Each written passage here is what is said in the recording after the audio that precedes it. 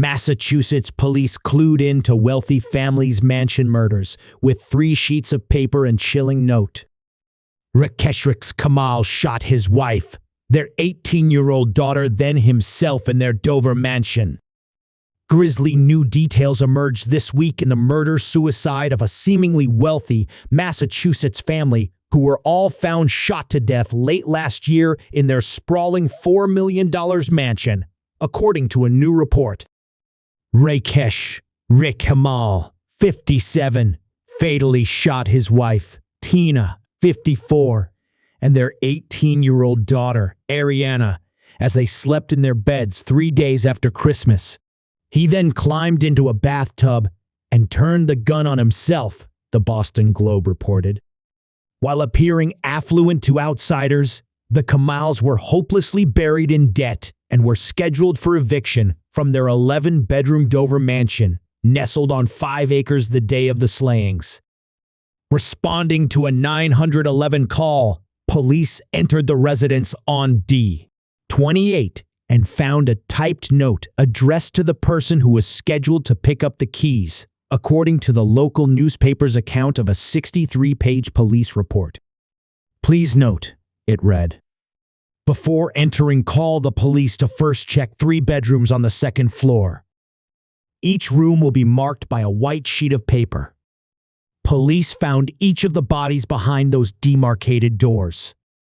The calculated killings shocked relatives and convulsed a wealthy local community.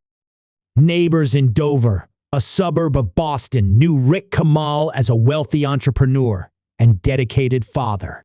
But beneath their veneer of wealth, the family were drowning in debt and stress. Rick, who had filed for bankruptcy and been served with a foreclosure notice 3 months before the killings, owed his brother Manoj $150,000. The sibling had given his brother the loans in a string of $5,000 increments, according to the Globe. The broke businessman was also given money by his mother, and he eventually sank her bank account to nearly nothing. Aware of their mounting financial pressures, Teena recently told Manoj that she wanted to drive their family off a cliff due to the recent stress they were under, according to the report.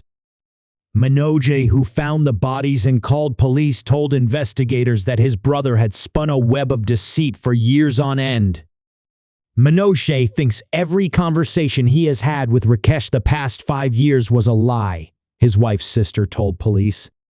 Mary Beth Bisson, the developer of the Kamals' enormous home, also financed its sale to the family.